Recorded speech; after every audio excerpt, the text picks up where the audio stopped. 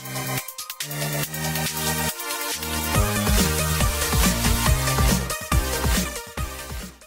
everybody, hi!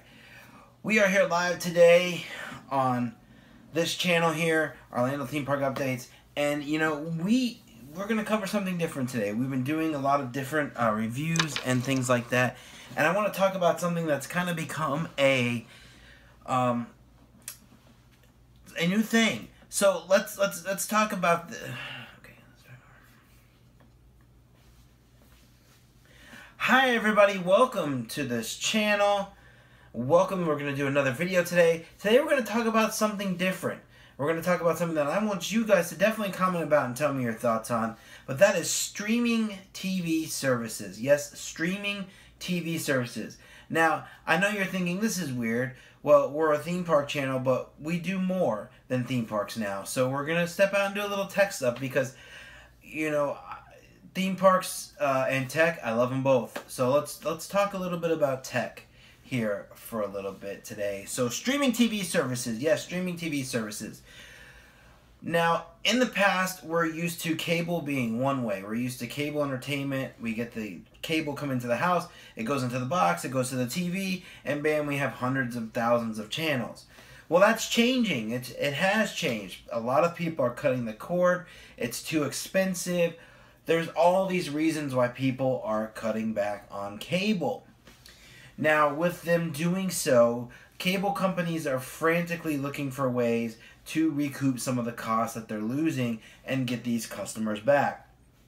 And one of the ways is bundle prices by offering everything they serve as a bundle: internet, TV, phone, so on and so forth.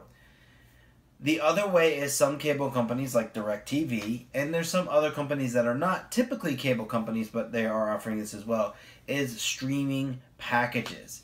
Yes, packages where you stream your cable TV through the internet. And you're probably thinking, well, how is this much different than regular cable because I still get my cable internet and so on and so forth? It's completely different because you're pulling a stream from their server onto your TV, and it's not as refined as, say, cable is, whereas cable is a direct feed. It's pretty much an always-on, guaranteed-to-work feed unless there's, like, signal issues, which that really doesn't happen unless your cord is going bad or something.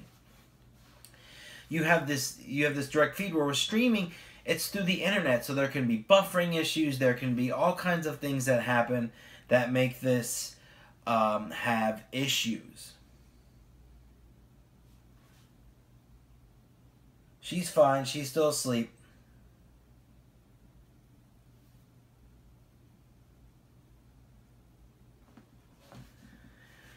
So there's all kinds of ways that this can have, you know, there can be feeds that drop out. There can be all kinds of things that go wrong. And as of now, they've sort of worked a lot of those bugs out, especially DirecTV now. That's the service that I use. They've worked a lot of these bugs out, and you can see, you can get the feed just like you would basically cable. But in that respect, it's not like cable because we're so used with the internet as an on-demand world. And I think people like being able with Netflix and Hulu to select what they want to watch or search for, or have things, you know, have these guides tell them what to watch and start from the beginning and go from there. That people necessarily aren't into the live feeds as much as they used to be because of the fact that, you know, you can't necessarily on all channels restart from the beginning and so on and so forth. So if you get a movie, you may be halfway through, all that stuff. DirecTV now has kind of fixed that, where you can stream all the channels, you can restart a lot of them if you're watching a movie or something, and you can go from there. They're even working on adding DVR services. That's a rumor that they're working on DVR services. We just had, yesterday we had YouTube launch their TV service, which includes a cloud DVR service that's unlimited. You can record any channel on their service, unlimited. You could just sit there and record it all day and night, and you would not use any of your data, or there would be no limits. So these services are getting really popular. Sling, PlayStation Vue, DirecTV Now, YouTube TV, which started off small, because of one key feature. That is your local channels. With these services, you don't necessarily get all your local channels. I can guarantee you with Sling, PlayStation Vue, and DirecTV Now, you're not going to get CBS. That's just not an option right now for those networks because they haven't worked out that deal with CBS yet. Where YouTube TV, the reason why they're in the markets that they're in is because they have deals with all those local networks to stream those local network channels on there. So that is one benefit of that service. So that's really cool. So it's if you like local networks, wait for YouTube TV. A lot of the other networks, or a lot of the other services, DirecTV Now, for example, offers Fox and ABC, and they'll add more as time goes on. I'm pretty sure these deals are just going to keep happening, and over time we'll just see more channels added, and soon enough these packages, these streaming packages, will be just as good as the regular cable packages.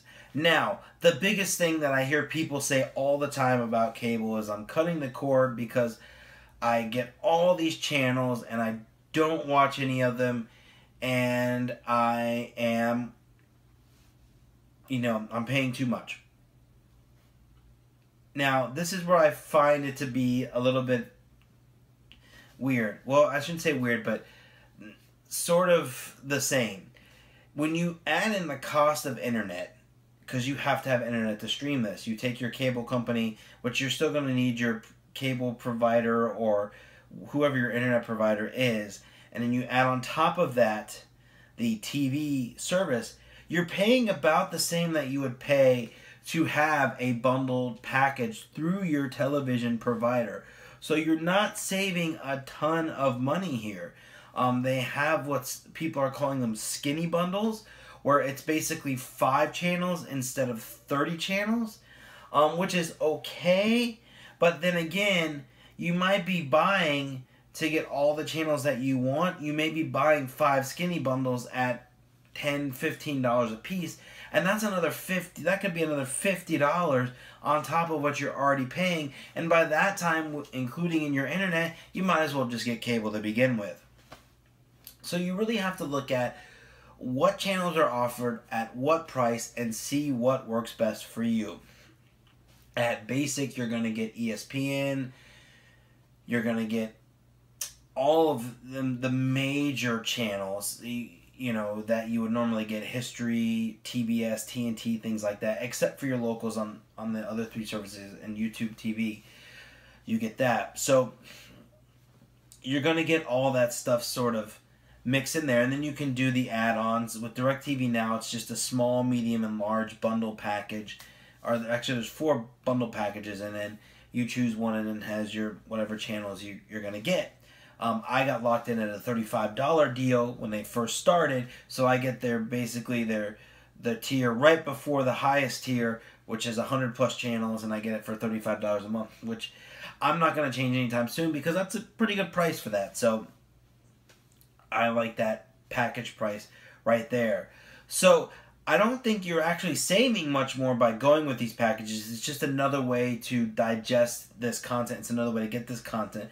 The one thing that you are saving on, though, is all the added fees that come along with cable, which is the box fee and the taxes and all this other stuff. I do pay taxes with my DirecTV service, but for some services you don't pay taxes. And, of course, you don't pay a box fee. You're not renting a cable box. You use your own Roku box, Apple TV, and so on, Android box, and so on and so forth. So that right there, you're saving money because you buy that box once, and you get to use that for millions of other things: Netflix, Hulu, all this other stuff. So it'll be interesting to see how this space pans out in the future.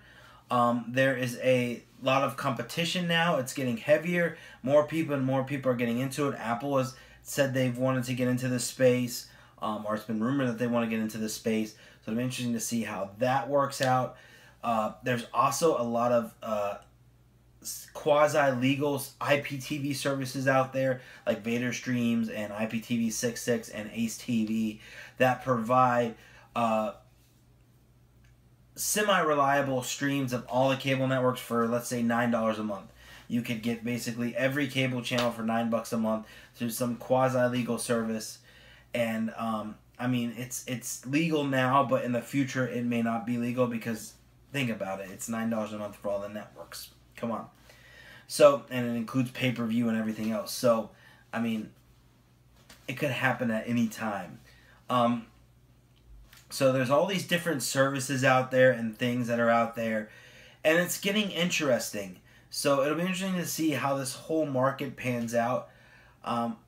Personally, I love my DirecTV Now service. I like live TV.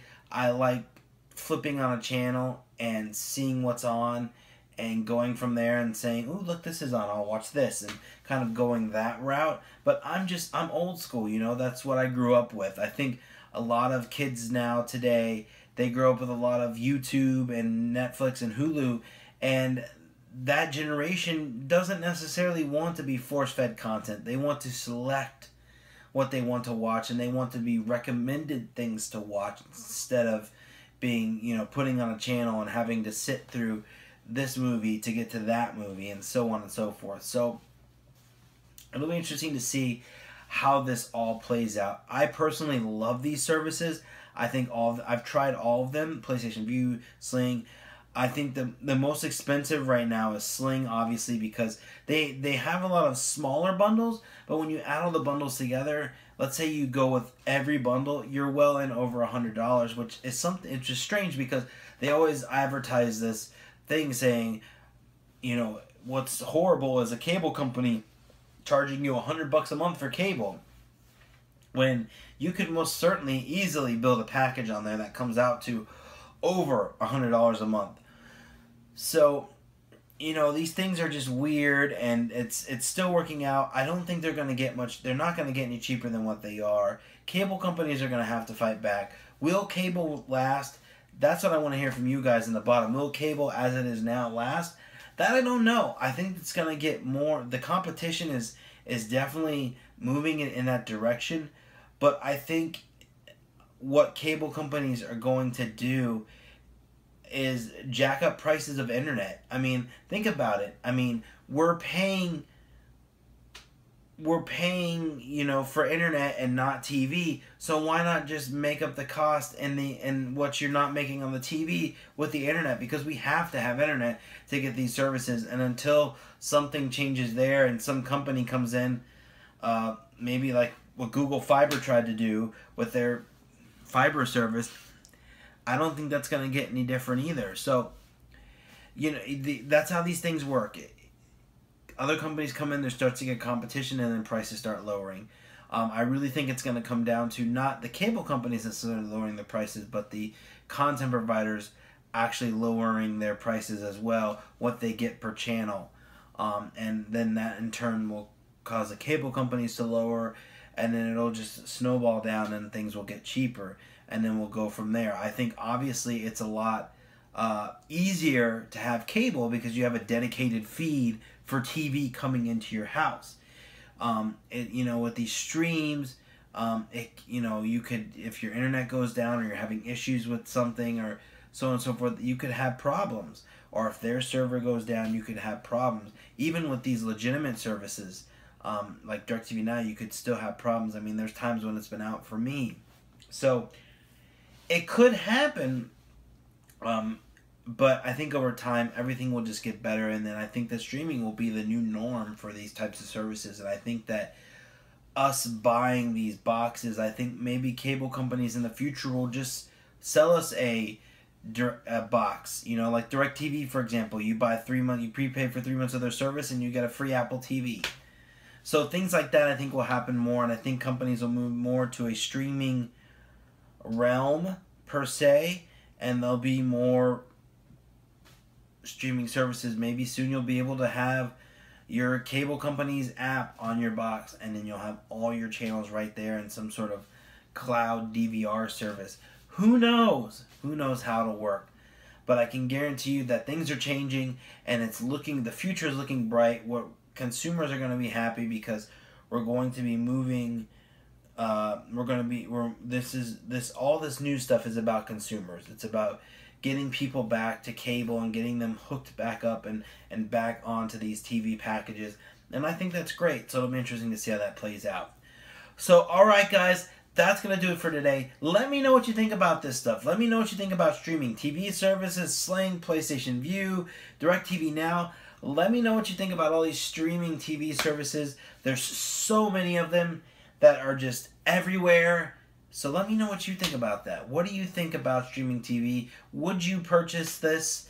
Would you buy this service for your family? Do you have concerns? What are your concerns about streaming TV? Let me know in the comments below. Also, make sure to like this video, share this video with your friends, and subscribe to this channel. Make sure you subscribe to this channel because we have lots of cool things coming up. I actually just got something in the mail that I'm going to record a video for in a second here. So, yeah. So, alright guys, that's going to do it for today. Thanks for joining us. Have a good day. We'll see you. Enjoy your Thursday, everybody. Bye now.